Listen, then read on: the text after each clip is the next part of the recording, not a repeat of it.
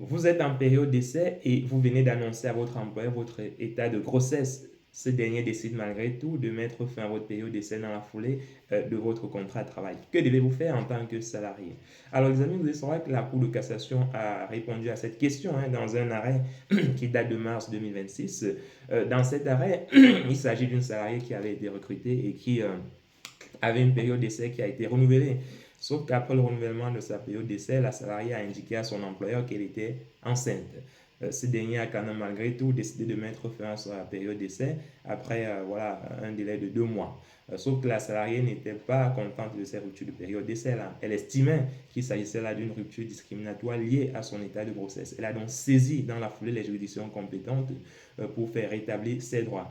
Elle a perdu l'affaire devant les juridictions prud'homales, sauf qu'elle s'est pourvue. Elle est allée à la cour de cassation, elle est allée à la cour d'appel autant pour moi, elle s'est pourvue en appel.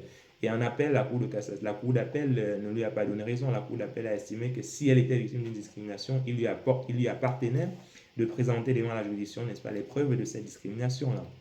Sauf que la salariée, elle, n'était pas contente de cette décision.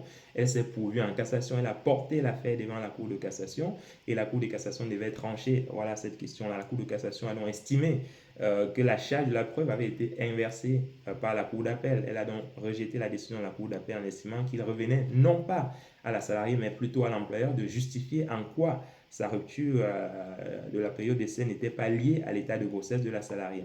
Et donc, voilà, l'affaire devait être rejugée par une autre cour d'appel pour trancher véritablement cette question. Mais déjà, d'ores et déjà, les amis, ce que vous devez retenir, c'est que lorsque vous êtes en période d'essai et que vous êtes enceinte et que l'employeur décide malgré tout de mettre fin à votre période d'essai, vérifiez toujours le motif de cette rupture-là dans votre lettre de rupture.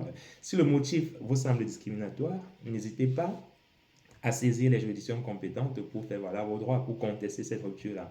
Mais si le motif de rupture vous semble valable, voilà, il n'y a pas lieu donc de saisir cette juridiction-là. Voilà. J'espère que c'est clair pour vous. Si vous avez des questions concernant les ruptures de période d'essai ou plus simplement les périodes d'essai, n'hésitez pas à mettre votre question en commentaire et surtout abonnez-vous massivement à notre page pour ne rien manquer de tout ce que nous faisons ici autour de la création de contenu sur le droit du travail. On est ensemble, portez-vous bien.